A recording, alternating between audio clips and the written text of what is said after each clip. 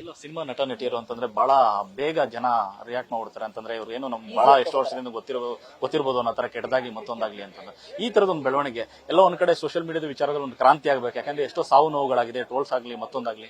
What I wish ಅಂತಂದ್ರೆ ಹುಡುಗಿರು ಯಾರ್ಯಾರು ಇದೀರಾ ಈ ಅಕೌಂಟ್ ಇಂದ ನಿಮ್ಮ ಒಂದು ಬ್ಲಾಕ್ ಲಿಸ್ಟ್ ಅಲ್ಲಿ ಇದ್ರೆ ಅಥವಾ ನಿಮಗೂ ಮೆಸೇಜಸ್ ಬಂದಿದ್ರೆ ದಯವಿಟ್ಟು ವಿತ್ ಮೆಸೇಜಸ್ ಅದನ್ನ ಶೇರ್ ಮಾಡ್ಕೊಳ್ಳಿ.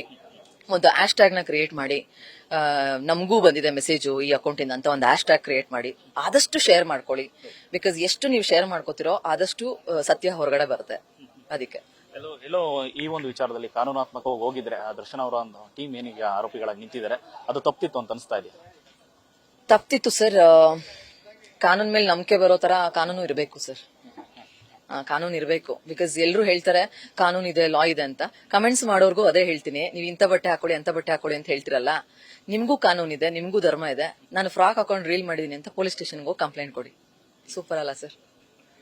ನೀವು ನಟಿಯಾಗಿರೋದ್ರಿಂದ ದರ್ಶನ್ ಅವ್ರನ್ನ ತುಂಬಾ ಹತ್ತಿರದಿಂದ ನೋಡಿರ್ತೀರಿ.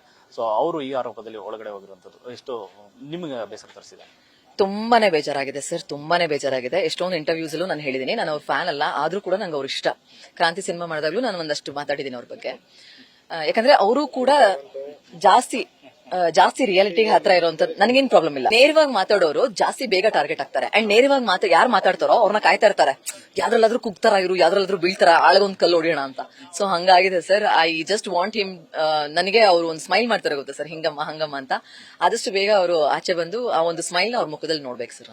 Thank you madam. ನಿಮ್ ತರನೇ ಸೋಷಿಯಲ್ ಮೀಡಿಯಾದಲ್ಲಿ ಏನು ಅನ್ಯಾಯಕ್ಕೊಳಗಾಗಿದ್ರೆ ಅವರೆಲ್ಲ ಬಂದು ಈಚೆ ಕಡೆ ಮಾತಾಡ್ಲಿ.